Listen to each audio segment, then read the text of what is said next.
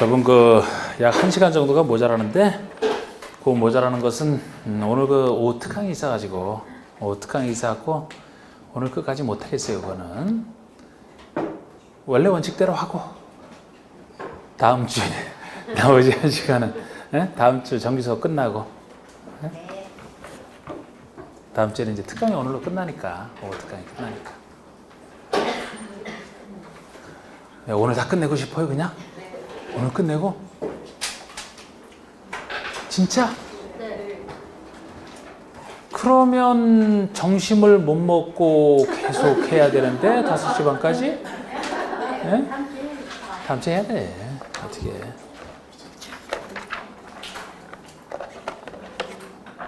자, 정책 보시고 농지법에서 자, 우리 농지 개념을 보시면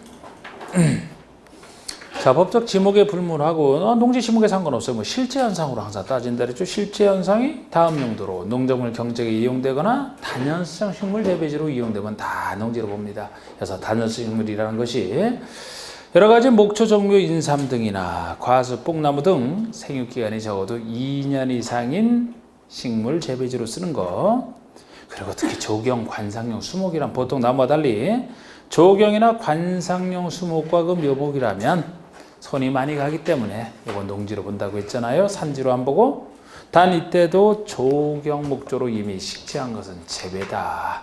우리가 재배 판매 목적이어야 되지. 조경 목조로 식재했다는 것은 남이 기른 것을 사다가 조경 목조로 정원에 심었다 그랬잖아. 그죠? 그러니까 이건 농지가 아니지. 조경 목조로 심었다면 정원에 심는 것이라.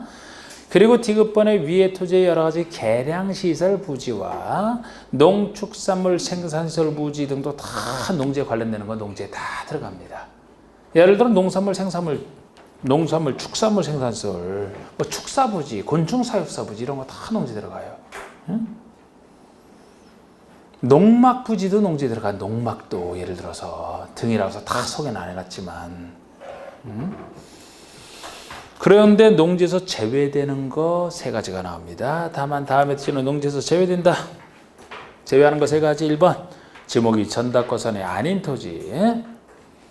전답거선 농지 지목과 원래 상관없는데 전답거선 농지 지목이 아닌 땅은 조금 길게 농사지어야 농지로 보겠다는 거예요. 전답거선이 아닌 토지는 농작물 경작이나 단식물 재배로 계속 이용된 기간이 3년 미만에 불과하면 농지로 안 보겠다는 거예요. 적어도 3년 이상 장기간 써야 농지로 보겠다는 겁니다. 3년 미만. 이 점에서 이제 농지 지목과 아닌 것이 차이가 난다 그랬어요. 전답과선 같은 경우는 농사 안 지면 농지 아니지만 농사를 짓는다 그러면 조금만 농사 지어도 당연히 농지가 되죠. 전답과선은. 전답과선 아닌 투자라면 3년 미만이 아니라는 거지. 이번에 지목이 임야인 토지다. 지목이 임야라면은 산지 전허를 거치지 않고 농작물 경작이나 단식물 재배에 계속 이용되는 토지. 산지 전허를 거치지 않았다는 얘기는 산진 상태 그대로. 산진 상태에서 아무리 농사 지어도 그대로 산지로 보겠다는 겁니다. 농지로 안 보겠다는 거예요. 임야에 대한 예외죠. 그 다음에 초지법에 적용된 초지. 초지는 초지법 적용을 받으니까 다른 농지법 적용밖에 할 필요가 없잖아요. 따로 초지법이 있으니까, 특별법이 있으니까. 그거 빠지는 거. 그리고 농업인도 뭐 많이 했던 거 숫자 아닙니까? 농업인? 농업에 종사는 개인으로서 다음에 하나 해당하는 자. 자, 우리 농지 땅 기준에서는 1,000제곱미터 이상의 농지에 1,000 이상. 우리 1,000 미만이면 나중에 거기서 나오는 거죠? 1,000 미만이면 주말체험 농지에서 1,000 이상 농지에서 농작물을 경작 재배하거나 1,000 이상도 소유하기 힘들다면 1년 중 90일 이상 농업에 종사하면 90일 이상 약 3개월이면 웬만한 농사 짓는다 했던 거예요. 약 3개월, 90일. 어느 것 하나 3개월 잠깐 농사지어 1,000 이상이든지 아니면 90일 이상이든지 아니면 농지에 330 이상 100평입니다. 330제곱미터 이상의 고정식 온실이나 버섯 재배사 비닐하우스 등을 설치하여 농작물 경작 재배하는 자. 맨 땅이 질 때는 1,000 이상, 시설 농업할 때는 330 이상, 시설 농업할 때 자, 우리 축사가 농지기 때문에 축산업에 종사하는 자도 농업인이다. 축산업에 종사하는 자는 뭐 바로 했듯이 우리 그 가축부터가 IQ 제일 좋아요. IQ. 가축 다음에 새 종류가 나오고 그다음에 곤충이 나오잖아. 순서로 한 상태에서 가축의 크기는 대중소로 나누고 처음에 대가축만 2로 시작하지 나중에는 10, 100, 1000 이렇게 올라갔다 다시 10으로 떨어지는 10이랑 관련해서 보시면 돼요. 기억하실 때 소 같은 대가축은 2마리 이상 이것만 2두 돼지 같은 중가축은 10두 토끼 같은 소가축은 100두 닭이나 오리 같은 가금이면은 1천수 꿀벌 같은 곤충이라면 다시 10군으로 떨어진 열통 10군 이상 대중소 그 다음에 가금 꿀벌 이렇게 해놓고 10, 100, 1000 넘어 올라갔다가 다시 10으로 떨어지는 아니면 1년 중 120일 이상 축산업에 종사하는 자 아까 넣어본 90일 여기는 120일 이것도 왜 120일이냐 10이랑 관련되어 있네 이것도 1년이면 12개월이고 각 한 달에 뭐 10이면은 딱 이것도 120일이 딱 되네 그래서 주로 이 축산업에 관련된 것은 대가축만 2마리고 나머지는 다 주로 10이랑 관련되어 있다 1년 중 120일 이상 또 그 아래 역시 비슷해요 농업 경영을 통한 농산물의 연간 판매 1년 동안의 판매 기준이 자기 경영을 통한 판매기예요 120만 원 이상 이것도 한 달에 10만 원 걸 주로 10이랑 관련됐네 120만 원 이상 이렇게 이 중에 하나 농업인 농업법인이라면 영농조합법인과 농업회사법인을 합쳐서 농업법인이라고 합니다. 근데 농업회사법인은 영농조합법인보다 좀 더 까다로운 거예요. 적어도 업무 집행권자 중에 3분의 1, 3명 중에 1명은 농업인으로 구성되는 회사법인 둘을 합쳐서 농업법인이라고 합니다. 농업경영이라는 것은 농업인이나 농업법인이 자기 계산과 자기 책임으로 농업을 영위하는 것을 경영이 되고 이 농업 경영이 가장 기본이 되는 겁니다. 자경은 경영보다는 조금 더 좁은 개념을 했어요. 경영과 달리 자경은 자기 소유 농지를 전제로 합니다. 남의 땅을 가지고서 자경한다고는 안 해요. 남의 땅 갖고 경영할 수는 있어요. 자기 경영에 쓸 수는 있지만 남의 땅 갖고 자경은 못합니다. 자경은 자기 소유 농지를 전제로 하는 거예요. 농업인이 그래서 좀 좁아. 자기 소유 농지에서 농작물 경제하나 단수식물 재배 상시 종사하든지 아니면 농작업에 적어도 작업을 요하는 농사라면 반 이상을 2분의 2상을 자기 노동력에서 경작 재배하는 것과 농업법인이라도 그 소유 농지에서 농작물을 경작 재배하는 것을 차경이라고 합니다. 위탁 경영이면 농지 소유자가 타인에게 일정한 보수를 지급할 것을 약정을 하고 농작업의 전부 여부를 위탁하여 행하는 경영을 위탁경영 그러니까 본인이 직접 경영하는 게 아니고 타인에게 일정한 보수를 주고 타인에게 경영을 맡기는 걸 얘기해요. 그래서 위탁경영은 원래 본인이 경영해야 되기 때문에 위탁경영은 이제 예외적으로 어쩔 수 없는 경우만 인정이 될 겁니다. 농지 전용이라면 옮길 전자 농지를 농작물 경작이나 단수식물 재배 외의 다른 용도로 쓰는 것을 전용이라고 했어요. 다른 용도로 쓰는 것을 전용이라고 합니다. 자, 이제 농지 소유 파트 가봅시다. 농지 소유 파트.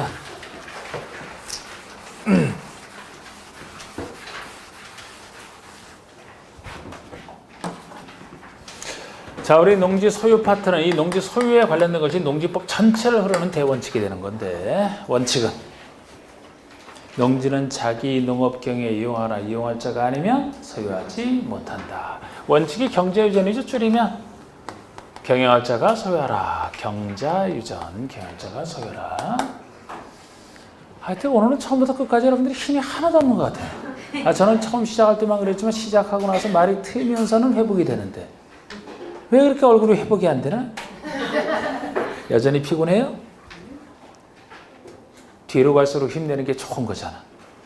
시험도 초기에 막 시험 준비할 때 막 초기에 연초에 열심히 하다가 뒤에 가서 시들시들해지는 거 이게 안 되는 거예요. 그게. 처음에 시들시들해도 뒤에 갈수록 눈이 반짝반짝하면서 최선을 다해서 정리를 해야 돼요. 9월, 10월이 아주 중요한 거라고. 그래서 거기서에 따라 성적이 확 달라져. 지금 기억 안 나는 거 아무 걱정하지 말아요.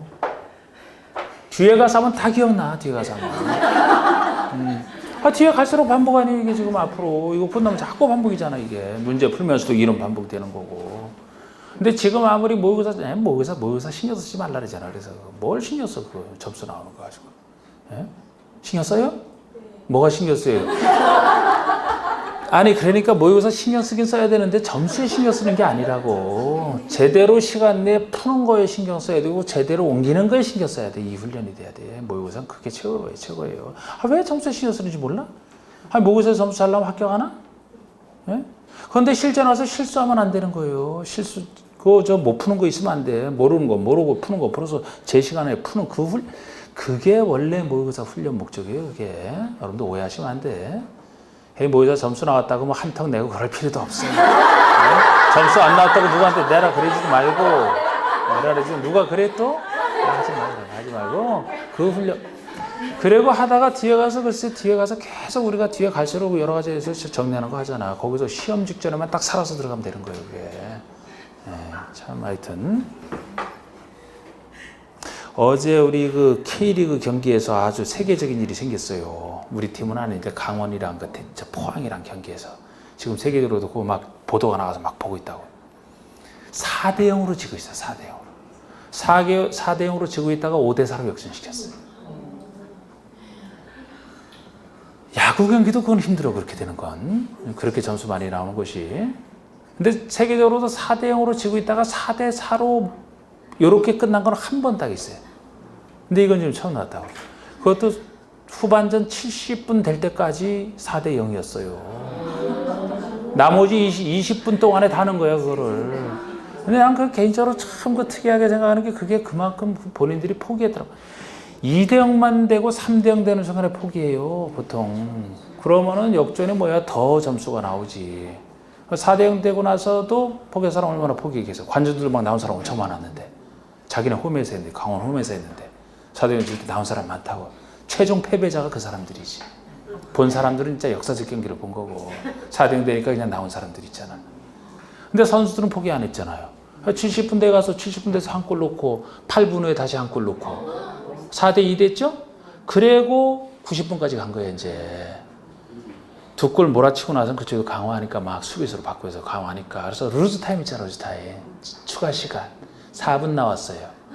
그 추가 시간 4분 동안에 3골이 들어간 거예요.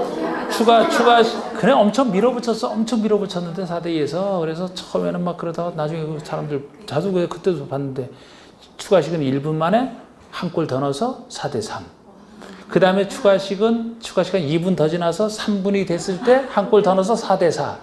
포항 팬들은 완전히 맛이 갔지. 그러니까 이제 영혼 일탈됐고 망한 상태인데 마지막에 거기서 이제 마지막 1분 동안에 1분 넣자마자 한 골 넣고 이렇게 하는 걸 딱 공격하는 걸 딱 태클 들어가서 뺏어가지고서 한 발 연결하고 끝나기 직전에 한 골 더 나왔고 정조국이가 5대 4로 역전. 루즈 타임만 3골이 들어간 거야. 와, 그러니까 참 대단했죠, 그냥.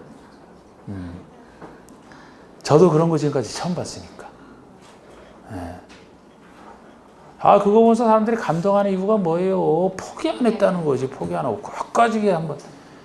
여기서 4대 4가 됐어도 보통 거기서 그거 만족하고 끝나는 경우도 많아. 그런데 그 마지막 끝나기 직전에 그 한 골 넣을 생각은 어떻게 했습니까? 최선을 다한 거지. 포기하지 않으니까 그렇게 된 거야. 이렇게. 네? 그거 현장에서 직접 본 사람들은 완전히 소름 돋는 거지, 그냥. 그래서 어떤 사람은 거기서 포항 팬들은 거의 아주 거기 원정까지 갔다가 원래 댓글 그런 거 잘 본단 말이야. 원정까지 갔다가 와서는 어떤 사람은 진짜 이거 잊힐 수가 없다 이러면서 회사 동료들이 자기한테 지금도 말을 안 붙인다고 이 표정이 아주 이래갖고. 근데 강원 팬 중에 한 사람은 2가지 부류지 4대 0에서 나간 사람들. 진짜 인생 얘기 놓쳐가지고 진짜 그러고. 4대 5로 역전당한 상태에서 이렇게 이긴 사람들은 끝나고 나서 2시간 반 동안 자차 운전하고 오는데도 하나도 안 피곤한 그런 어떤 현상을 느꼈다라든지. 근데 여러분들은 안 보시니까 잘 모르죠. 저처럼 이렇게 잘 보는 사람 그 감정이 어떤 건지를 알아. 만약에 우리 팀이 그러면 아마 울걸요? 진짜 남자라도 운다니까. 아, 제가 이청용이 떠나갈 때 왜 이렇게 눈물이 나든지 내가 와이프랑 만나서 절대 전 눈물 없는 사람이에요. 근데 이청용이가 그 EPL로 가면서 마지막 경기를 하는데 와서 인사하는데 가슴이 뭉클해하고 내가 사인을 한번 받았어. 뭐 아무것도 없는데. 근데 거기도 참 이청용 선수가 대단하지. 그러니까 그때도 강원전이었어요. 바로 EPL로 그때 한 45억인가 이적료 주고서 갔잖아요. 근데 이청용은 중학교 때부터 키우거든, 서울에서. 그래서 했는데 마지막 경기까지 뛰고서 출국을 했단 말이에요. 이미 계약 다 하고 안 뛰어도 되는데 강원전까지 내려와서 뛰고, 그것도 뭐 풀타임으로 다 뛰지, 최선을 다해서. 그리고 나서 바로 올라가서 비행기 타고 갔단 말이에요. 유럽 가는데. 얼마나 그것도 대단한 겁니까? 그러니까 지금 딴 얘기 하는 게 아니고 뭐가 5대4를 기억하라는 얘기가 아니고 포기하지 않는 자에게 영광 오는 거예요. 자, 경자유전 힘내라고. 그러니까 특례 예외. 다음의 경우는 자기의 경영에 이용하지 아니하는 농지라도 소유할 수 있다. 이게 예의적소는 다른 법에서 인정한대요. 여기서만 인정하는 거예요. 이게 자기의 경영에 이용하지 않아도 소유할 수 있는 이 예의적 소유는 11가지 이 농지법에는 있고, 요건 이제 계속 써먹어야 되니까 이 중에 1번 외우잖아요.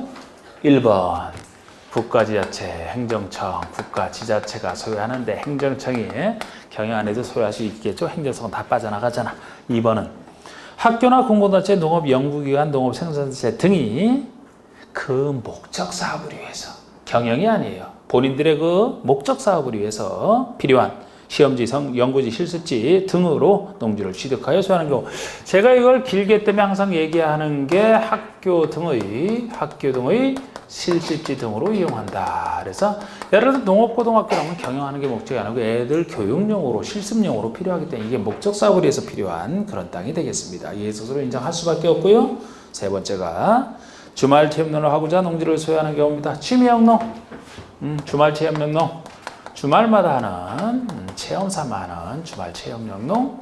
이거 경영하는 건 아니잖아. 취미 삼아 하라고 이력서를 인정합니다. 이력서를 인정하고. 4번이 이제 상속이나 유증을 포함해서 상속에서 농지를 취득하여 소유하는 경우도 예수를 인정 안 할 수. 상속. 우리 상속도 자연스럽게 일어나는 건데 농사 안 짓는 자식도 상속이라면 상속 받아서 소유할 수 있어야 된다는 얘기죠. 그래서 예수를 인정할 수밖에 없고. 5번이 8년 이상 경영 후 이농하는 경우 이농 등에서 소유한 농지를 계속 소유한다. 이게 8년 이상 경영 후 이농 아닙니까? 이농이 농촌을 떠나는 건데 농촌을 농사 안 짓겠다고 농사 짓다가 떠나는 건데, 이건 적어도 경영 안 해도 소유하려면 적어도 8년 이상 경영하다가 이농할 때만, 8년을 경영하다가 이농할 때만 예적소를 인정한다는 겁니다. 8년 이상 좀 기억하실 만하고요. 6번이 담보농지 취득을 얘기하는 거예요. 담보농지 취득을. 6번이 담보농지 취득. 우리 담보농지, 은행 등의 그 저당권자가, 개인은 안 되고 은행 등이 농민에게 돈 빌려주고 담보농지를 잡았다가 요거를 농민이 돈을 안 갚을 때 일반 경매에 저당권 시험에서 올려놨을 때 2번 이상 유찰이 되면은 담보권자가 직접 경영 안 해도 취득할 수 있게 해주는, 채권 해소를 위해서 취득할 수 있게 해주는 그 얘기가 6번 담보 취득이 되겠습니다. 7번이라면 전용 허가를 받거나 전용 신고를 한 자가 소유한다. 8번 전용 협의를 관리한 농지를 농지 외의 것으로 쓰고자 전용에 대해서 허가를 받았다. 아니면 간단한 신고 대상이라 전용 신고를 했다. 아니면 전용 협의 대상이라 다른 행정청이 전용 협의를 농장과 했다라면 어차피 전용한다는 것이 농지를 농지 외의 것으로 쓰려고 이 절차를 밟았기 때문에 경영 안 하는 건 당연하고 경영 안 해도 소유할 수 있게 해주는 겁니다. 그 다음에 9번이 한국농어촌공사가 개발하여 매도하는 더농간의 교류 촉진을 위한 1,500제곱미터 미만의 농원부지나 농어촌 관광휴양지에 포함된 1,000억 미만의 농원부지, 농어촌 정부가 농지, 줄이면 1,500제곱미터 미만의 농원부지 이렇게 했던 거. 1,500제곱미터 미만의 농원부지 등, 여기 농원은 농업 경영할 목적은 아니고 아까 얼핏 나왔듯이 그냥 도농 간의 교류 촉진에만 도시민의 농촌 체험을 위해서 아니면 농어촌 관광 휴양지에 있다라면 농어촌 관광용으로 쓰이는 거 아닙니까? 경영 안에도 이 정도라면 1,500제곱미터 미만에서는 경영 안에도 예속세를 인정하겠다는 것이고, 그 다음에 10번 얘기가 농업진흥지역 밖의 농지 중에 농업진흥지역 밖의 농지 중에 최상단부터 최하단까지 평균 경사율이 15% 이상의 농지로서 영이 정하는 정식 명칭이 영농요건, 분리농지를 얘기하는 거예요. 영농요건, 분리농지. 정식 명칭이 뭐예요? 영농할 여건, 농사질 여건이 분리하니까 이건 농사지을 땅이 아니라는 거예요. 예? 법에서 분리하다는 건 못한다는 얘기예요. 왜 이렇게 분리해서 농사지을 땅이 아니냐? 평균 경사율이 진흥지역 밖의지가 평균 경사율이 적어도 15% 이상. 그래서 농원할 때도 1,500이면 여기도 15라는 숫자 나오는데 경사율 15% 이상도 좀 기억하실 만하고, 농업 경영 안 해도 소유할 수 있어야 되죠. 농사짓기 망가진 땅인데. 그리고 11번이 일정한 개별 법률 규정에 따라 취득한 무슨 법에야 요거는 이제 법률 규정에 따른 취득이니까 경영 안 해도 소유할 수 있는 예외라고 보시면 되는데, 맨 끝에 있는 것이 비축 농지 아닙니까? 공공토지 비축 시민이 비축이 필요하다고 인정한 토지로서 일정한 토지를 한국토지주택공사 취득하여 소유하는 경우.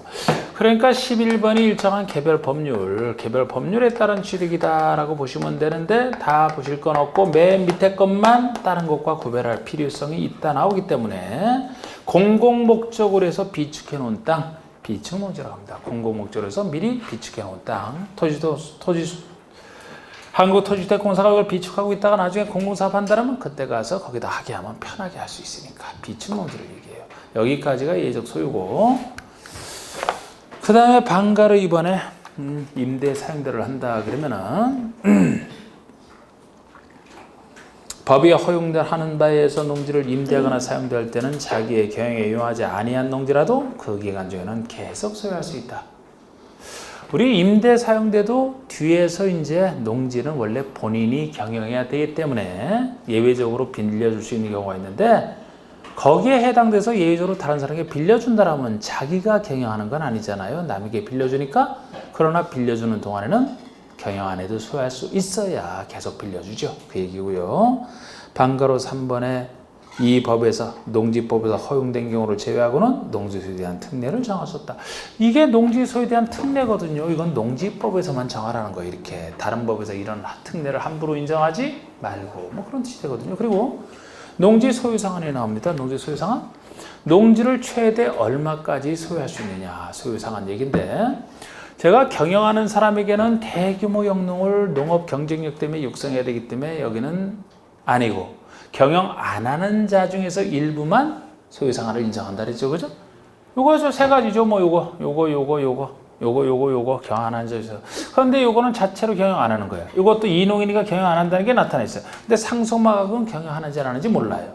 그래서 우리 상속받은 중에서는 요걸 표현해야 되죠. 상속받은 중에서는 경영하지 아니하는 자만. 다른 건 그런 말이 필요 없고, 세 가지. 그래서 양가로 1번에 상속농지는 상속에서 농지를 취득한 자로서 경영을 하지 아니하는 자, 이 말이 들어가야만 된다는 거예요. 이 말이 빠지면 상속받은 중에서는 경영하는 사람도 소유상한이 있다, 이런 얘기가 되니까 안 돼. 상속받아서 취득한 자로서, 상속은 저절로 받는 거예요. 지분에 따라. 상속받아 취득한 자로서 반드시 경영을 하지 아니하는 자만, 그 중에서 상속받은 농지 중에서 1만 제곱미터까지 소유할 수 있다는 겁니다. 1만까지만 소유하면 돼. 그러면은 만약에 더 많이 받았다 그러면 초과분이면, 소유상한 초과분이면 나중에 처분 의무가 생긴다 그랬죠? 처분 의무가 생기면 이제 팔아야 되고, 안 팔면 이행하지금 나오고 막 그래요. 두 번째, 이농. 8년 이상 경유 이농. 이농 자체가 농사 안 짓는 걸 전제로 해요. 이농 자체 소유농지, 여기서 똑같이 1만까지만 소유할 수 있고, 소유상한 초과분은 팔아야 된다는 건 똑같습니다. 자, 주말 체험농은 특이해요. 주말 체험농 농지. 주말 체험농을 하고자 하는 자는 1000제곱미터 미만, 1000 미만의 농지를 소유할 수 있다. 그런데 취미형 농이니까 만도 너무 많죠. 1000 미만인데 세대원 전부가 소유하는 총면적으로 계산한다는 것도 1, 2번과 다른 얘기예요. 아까 1, 2번 그거는 개인 소유 면적이거든. 세대 원당. 그런데 여기는 세대원 소유하고 세대원 전부가 소유한 총면적으로 해서는 요거를 더 줄임말이 세대당 면적이죠. 세대원 전부가 소유한 면적이라면 세대당 면적이 세대당, 세대 원당이 아니고 세대당 면적. 이거는 어차피 같이 취명하는 것이니까 개인별로 따져서는 안 돼요. 세대 전체 1000미만입니다. 그리고 여기서도 양가로 4번은 임대, 사용대, 사유 중에 하나를 여기랑 관련이 있어 먼저 끌어다놓은 건데 이 취미영농 할 때만큼은 본인이 취미영농에 직접 써야 되기 때문에 쓰지 않고 남에게 빌려주는 사유 자체가 없어요. 그런데 아까 상속이나 이농 같은 경우는 남에게 빌려줄 수 있거든요. 그래서 임대, 사용대 규정 중에 일부를 이용하게 되면은 팔지 않고 처분은 안 걸리고 임대, 사용대하는 기간은 소유할 수 있어요. 그래서 다음의 농지가 두 가지야. 상속과 이농 아까 상속과 이농 다음의 농지를 한국농어총회사 등에게 위탁하여 한국농어총회사에게 맡겨서 임대, 사용대를 한다라면은 소유상환을 초과하는 농지라도 그 기간 중에는 계속 소유할 수 있다. 아래 상속과 이농. 그러니까 상속과 이농으로서 그 소유상환 초과하더라도 이거를 무조건 한국농어총회사에 가서 맡겨가지고 그러면 농어총회사가 임대, 사용대를 이제 알아봐서 해주거든요. 그럼 남에게 빌려주는 그 기간 동안에는 소유상환 초과하더라도 계속 소유할 수 있다는 거. 이러면 처분은 안 생기죠. 이 규정을 이용하게 되면. 근데 주말체육농은 이 규정 이용 못합니다. 남에게 못 빌려주기 때문에. 자, 농지 취득 자격증명. 자, 여기 옛날 했던 거 여기서 우리 하나 외우고 마는 거 있잖아. 새로운 농지를 취득할 때는 이게 농지법 전체를 흐르는 대원칙이라 했잖아. 경영할 자가 소유해야 된다면 당연히 누가 취득해야 돼? 역시 농사 지을 사람이 취득해야 된다는 거예요. 그래서 새로운 농지를 취득하려면 다른 얘기가 없으면 농업이든 농업법인이든 뭐든 새로운 농지를 취득할 때는 농업 경영계획서를 작성하여 나는 농업 경영을 어떻게 하겠다, 농업 경영에 대한 계획서 요거를 작성하여 요걸 작성해야 이제 열심히 사는 사람이 요걸 보고 판단하거든요. 농업 경영서를 작성하여 농지 취득 자격 증명을 농지 취득할 자격이 있는지 없는지 증명을 발급받아야 취득할 수 있게 해놓은 거예요. 농지증 발급을 받아야 취득할 수 있게 해놔야 본 농민이 취득해서 농사짓는 데 쓰니까. 그런데 이때도 누구에게 발급받은지가 특이하다 그랬죠? 시구읍면장에게. 자, 우리 농지법에서도 간단한 일이면 시장에서 구청장이 주로 하겠죠. 그런데 이 읍장은 군 밑에 있는 사람이잖아. 군수 대신에 여기 들어갔어요. 요게 지자체장이에요. 요건 지자체 아닙니다. 그런데도 특별한 권한을 준 거예요. 그만큼 농민의 농지취득에 신경 쓴다 그랬잖아. 그죠? 여기는 몰라도 군이라면 너무 넓다는 거예요. 그래서 군에 너무 넓은데 이거를 군수 보고 확인하려면 제대로 확인도 못할 것이다. 비록 지자체가 안 했지라도 읍면장에 주면 좀 더 세밀하게 판단할 수 있다는 것이 시구 읍면장에 주는 게 특이합니다. 이렇게 발급받는 게 원칙인데 우리 여기에 대한 예외 하나, 여기에 대한 예외 하나, 예외 1은 발급받지 않고 취득할 수 있는 예외. 이거. 또 예외 2는 발급은 받아야 취득한다는 점에서는 원칙과 똑같습니다만 여기에 대한 예외, 경영계획서가 필요 없다는 거예요. 아주 이게 경영계획서가 필요 없다는 예외가 되는데 이 점에서 예외가 되는 건데 이게 참 특이한 일이다. 보통 이쪽 원칙이 이쪽 원칙으로 왔다라면 여기 경영 안 해도 소유할 수 있는 사람이면 본인이 경영할 사람이 아니니까 이 사람이 관련 농지를 취득하는데 왜 이거를 발급받게 합니까? 이쪽으로 와야 정상이지 경영할 사람이 아닌데 왜 발급받게 해요? 농지증을. 그런데 이 중에서 일부는 이렇게 오는 게 참 특이하다는 거예요. 글쎄 경영할 사람이 아니니까 경영일서도 필요 없다. 그런데 왜 발급받게 하냐고 이렇게. 이 발급받을 때 이거를 신청하는 어떤 요거를 보고서 이 사람이 나는 노동력을 어떻게 확보하고 농기계를 어떻게 확보해서 농업 경영하겠다. 이걸 보고 이 판단하라고서 필요한 건데 경영할 사람도 아닌데 그래서 이거를 경영에서 필요 없는데 왜 발급받게 하냐. 이게 특이하다. 그래서 어쩔 수 없이 외울 수밖에 없다. 받는 거, 안 받는 거 구별하셔야 돼요. 받는 거야, 분명히 이거. 받는 거로서. 저 중에 일부 외울 수밖에 없는 거. 요게 뭐예요? 생각나시나요, 이제?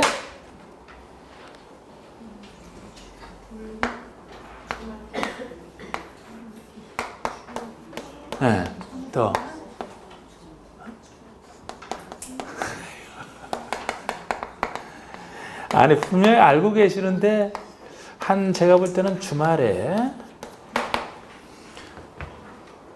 다이어트 하시느라고 다 주말 내내 굶으셨나 봐.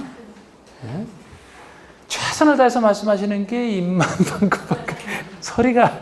자 이거 자 외우는 거. 불리함이 쌓여서 불리함에 있어서 기도하는 환경. 이걸 여러분들이 글쎄 쭉 다 얘기를 하면 제가 이런 설명도 할 필요 없어요. 저도 사실 이런 얘기할 때가 아주 겸연쩍다니까 상당히 말할 때가. 불리함이 쌓여서 기도한다. 주여 그랬잖아. 허락하소서. 신학 천억이면 공부할 것을 허락해달라는 기도문 형태를 이렇게 보이잖아. 딱 이 형태. 주어 목적어, 주어 동사 목적어 딱. 응? 이거죠? 분리가 뭐예요? 여기서 따온 거. 분리농지요. 분리. 비추. 주말처럼. 저는 허가. 신. 협이랑 구별해야 되니까. 학교에 있으십시오.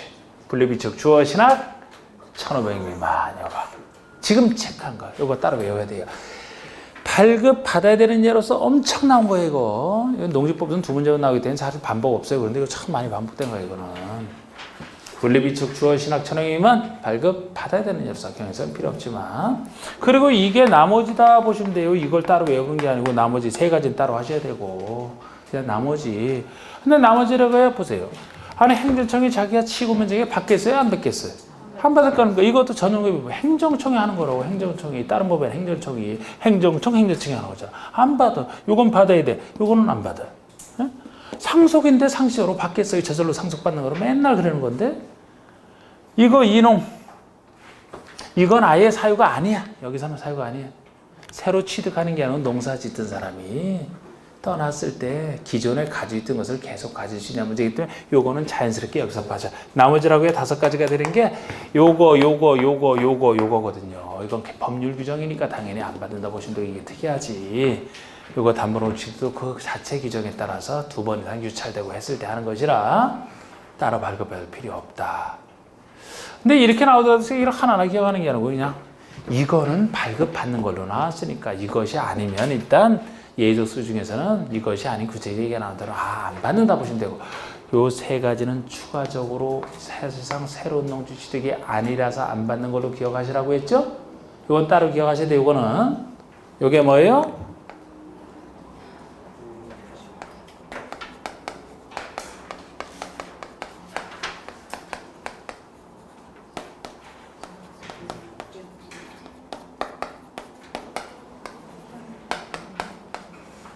보니까 생각나요? 봐도 생각 안 나면 안 되고 보면 생각이 나요. 농업이나 합병이니까. 제가 합병의 성격이 저 상속과 똑같은 성격이라고 했잖아요. 합병하게 되면 소멸법인, 합병을 해서 소멸법인의 권리 의무는 동일성을 갖고 신설법인에게 그대로 넘어옵니다. 우리 상속이 피상속의 권리 의무가 상속에 그대로 넘어오듯이. 그렇기 때문에 이름만 소멸법인에서 신설법인으로 이름만 바뀔 뿐이지 동일성을 인정하면서 그대로 전신이 같은 걸 그대로 넘겨받는 것이라.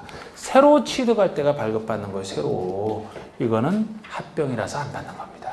만약에 농업법인이 농지를 취득한다 이렇게 나오게 되면 그때는 발급받아야 돼요. 합병이니까 안 받는 것이지. 공유농지 분할. 지분대로 공유하고 있다가 지분대로 나눴네. 새로운 취득 아니죠? 가지던 지분 그대로 나눈 것에 불과하다니까. 시효 완성이라면 우리 민법에서 그 20년 이상 점유 취득 시효가 완성이 됐다. 이름은 그럼 바뀝니다. 새로 취득자에게로 이름은 바뀝니다만 20년은 농사했던 그 농지 그대로잖아요. 사실상 새로운 취득이 아니라서 이렇게 구별하는 거. 이거 아주 여기까지 중요한 거죠. 그래서 자 다시 한번 이거 확인하고 끝내겠습니다.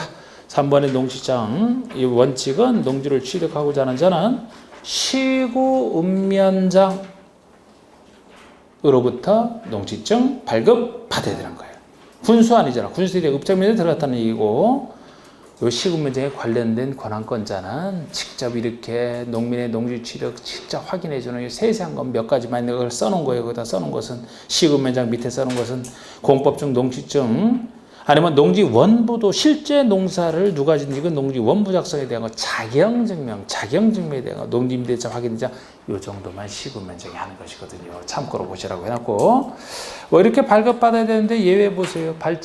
발급받지 않고 취득하는 얘기잖아. 1번 국가지자체, 2번 상속, 3번에 담보농지, 4번 전용협의, 5번에 일정 개별 법률 규정 요걸 얘기하는 거예요. 나머지 5가지라고 했던. 네? 그리고 추가적으로 더 있는 게 6번에 농업법인의 합병, 7번에 공유농지 분할 또는 시효 완성까지 8번에 이렇게 법률에 의한 것도 더 있지만 됐고 양가로 2번에 발급 절차 보시면 경영계획서를 작성하여 발급을 시군면적에 신청하는 건데요. 예외 다음의 경우에는 발급 경영계획서 작성 없이 경영계획서는 필요 없지만 발급을 신청할 수 있다니까 발급을 받아야 되는 경우로 하세요. 발급 받아야 되는 경우로 요것이 뭐라고요?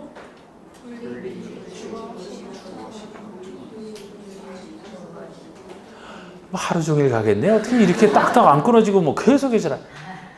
한 번 더 해봐요. 어디라고요?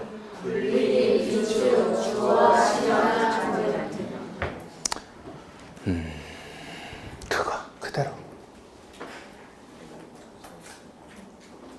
밑줄을 그 외우는 걸 밑줄을 권하는데 그 밑줄은 뭐 세세하게 봐야 보이네. 일단 그것만 알아도 돼. 그것만 알아도. 근데 이 발급 기준도 좀 보고 싶나요?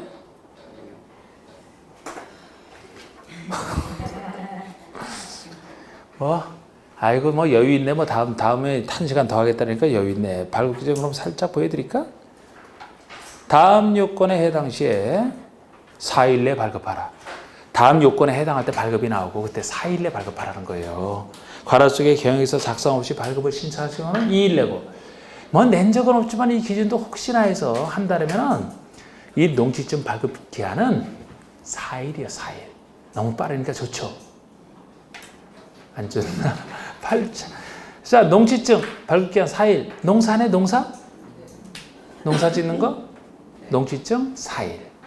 근데 경영서가 필요 없는 경우라면 경영서 심사 안 해야 되니까 더 짧은 2일 이렇게 되는 것이고 우리 발급 기준도 한번 편하게 보시라니까 그냥 여러분들이 이 기준에 맞추면 나오니까 안 맞으면 안 나오고 농지 취득 요건에 적합해야 되는 건 당연한 얘기고 농업 경영서가 있어도 이게 실현 가능성이 있어야 돼요. 경영에서는 잔뜩 그럴듯하게 적었는데 실현 가능성이 없다고 판단하면 안 내줍니다. 그래서 당연히 실현 가능성이 있다고 인정해야 되고 3번의 신청의 소유농지의 전부를 타인에게 임대 사용되거나 한 농지의 전부를 위탁하여 경영하고 있지 않을 것. 이거는 3번 얘기는 기존 농사 짓는 사람이 취득할 때 적용되는 거예요. 기존 농업인이든 농업법인이든 새로운 농지 취득할 때는 발급받아야 되는데 딱 이거 들어온 걸 딱 경영에서 확인해 보니까 기존에 있는 소유하건 농지를요 남에게 전부 다 빌려주고 있고 자기는 실제 하나도 안 짓고 있어요. 그럼 새로운 농지를 취득하는 거 이거 거짓으로 보겠다는 겁니다. 남에게 일부를 빌려주면 상관없어. 그래도 일부를 자기가 짓는 게 있으면 새로운 농지도 좀 가능한데 보니까 전부를 남에게 다 빌려주고 있다. 그러면 못 받는다라고 보시면 돼요. 예? 그리고 이 4번은 주말책 있는 목적으로 취득할 때는 뭐 1000 미만 갖춰야 되는 거. 우리 그 합한 면적이 1000 미만 뭐 그 얘기고요. 우리 5번은 아까 3번이 기존에 농업인이 할 때만 적용되는 규정이라면 5번은 비농업인이 새로 농지 취득할 때만 적용되는 규정이라 우리 비농업인이 비농업인이 전제돼 있잖아. 이럴 때만 따지는 요건인데 면접 요건인데 시설 농업을 한다면 330 이상은 돼야 되고 그냥 농지라면은 1000 이상은 돼야 된다는 거예요. 기존 농업인이면 상관없잖아요. 이거는 그죠? 기존 농사 짓는 게 있으니까. 근데 새로운 농업인이 될 사람이면은 농업인 요건은 갖춰야 되지 않습니까? 1000제곱미터 이상은 되든지 취득하려는 것이 시설 농업은 330 이상 아까 배웠던 그 요건이에요. 이걸 해야 믿어주겠다는 겁니다. 농사 짓겠다는 것을. 이건 비농업인이 갖출 요건이니까 아직 낸 적은 없어요. 그런데 요것까지 보여드렸고 그럼 나머지 얘기를 다음 주에 점심 먹고 나서 뭐 1시간이면 뭐 충분하죠. 그럼 1시간이면 다음 주에 이어서 자, 마치겠습니다.